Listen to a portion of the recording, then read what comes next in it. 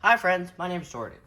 I'm an 1,000 Books Before Kindergarten graduate, and today I'm here to help you complete your 1,000 Books Before Kindergarten challenge with one more book.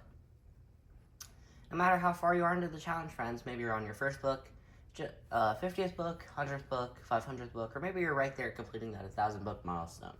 I want you to keep pushing yourselves, friends, because I know that you can do this challenge, and I believe in you, so you got this.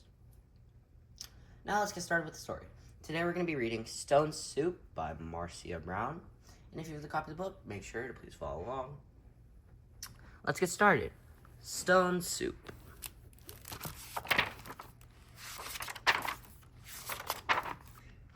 Three soldiers trudged down a road in a strange country. They were on their way from the wars.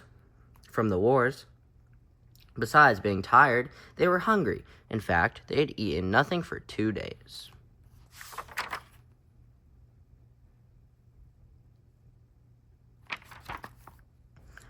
"How I would like a good dinner tonight," said the first. "And a bed to sleep in," said the second. "But all of that is impossible," said the third. "We must march on."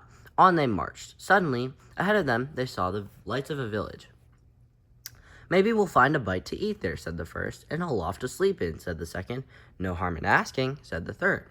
Now the peasants of that place feared strangers. When they heard that three soldiers were coming down the road, they talked among themselves.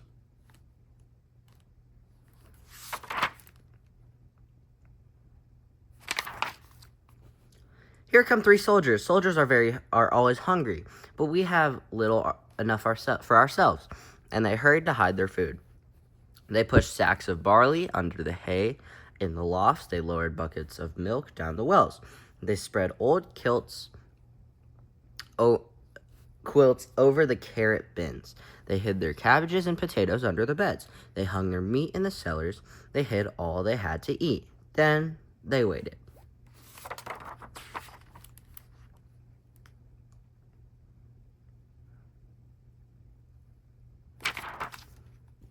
The soldiers stopped first at the house of Paul and Francoise. "Good evening to you," they said. "Could you spare a bit of food for 3 hungry soldiers?" "We have no food for ourselves for 3 days," said Paul. Francoise made a sad face. "It has been a poor harvest." The 3 soldiers went on the house of Albert and Louise. "Could you spare a bit of food and have some corner where we could sleep for the night?" "Oh, no," said Albert. "We gave all we could spare to soldiers who came before you." "Our beds are full," said Louise.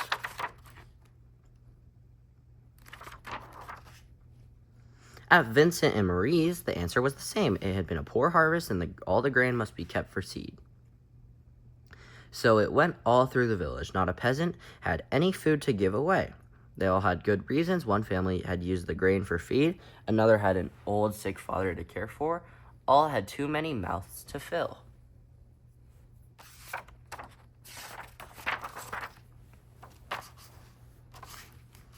The villagers stood in the street and sighed. They looked as hungry as they could. The 3 soldiers talked together.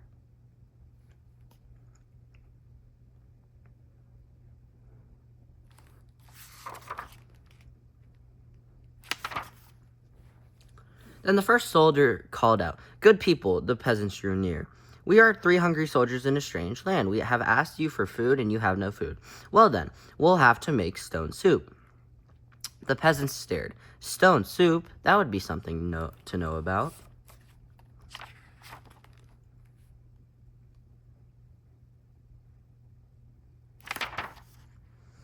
"First, we'll need a large iron pot," the soldier said. The peasants brought the largest pot they could find. "How else to cook enough?" "That's none too large," said the soldiers. "But it will do. And now, water to fill it and a fire to heat it."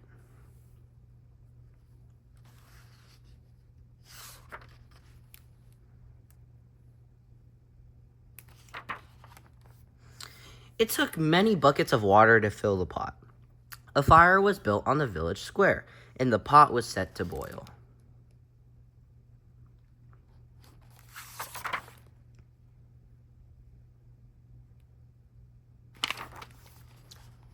"And now, if you please, 3 round smooth stones." Those were easy enough to find. The peasants' eyes grew round as they watched the soldiers drop the stones into the pot.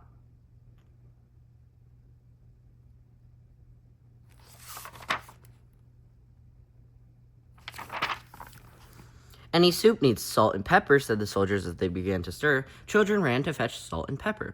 Stones like these generally make good soup, but oh, if there were carrots, it would be much better.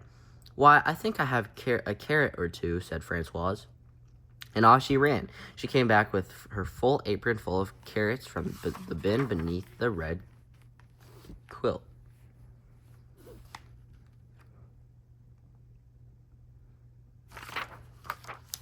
A good stone soup should have cabbage, said the soldiers as they sliced into the carrots into the pot. But no use asking for what you don't have. I think I could find a cabbage somewhere, said Marie, and she hurried home. Back she came with 3 cabbages from the cupboard under the bed.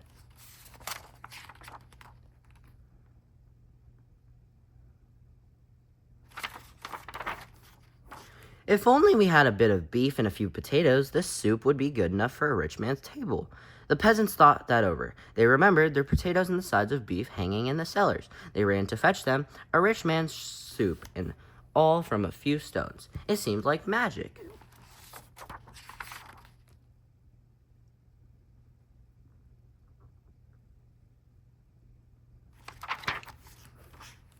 Ah, sighed the soldiers as they stirred into the beef and potatoes. If only we had a little barley and a cup of milk, this soup would be fit for the king himself.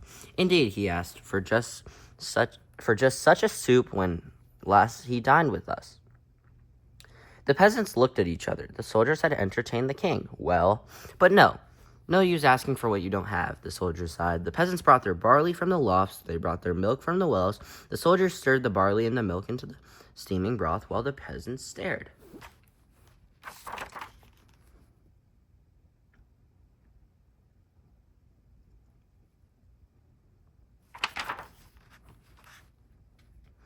At last the soup was ready. All of you shall taste, the soldier said, but first the table must be set.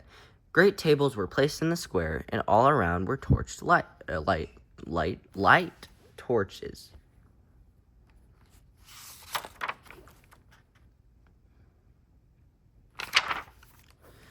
Such a soup, how good it smelled! Truly fit for a king. But then the peasants asked themselves, would not such a soup require bread and a roast and cider?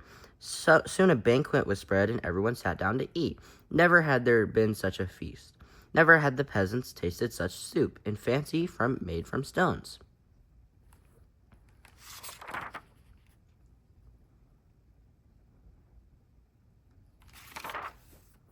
They ate and drank, and after that they danced. They danced and sang far into the night.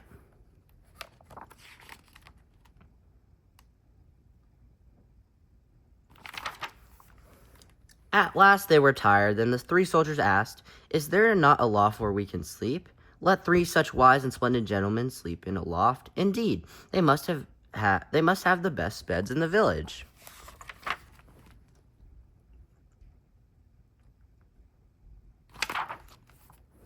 So the first soldier slept in the priest's house. The second soldier slept in the baker's house. And the third soldier slept in the mayor's house.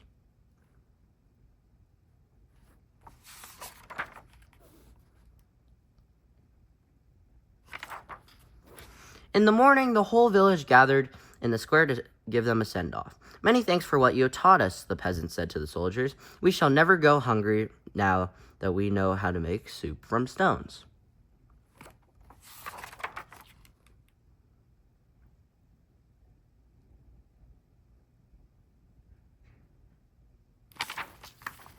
Oh, it's all in knowing how, said the soldiers, and off they went down the road. Such men don't grow on every bush.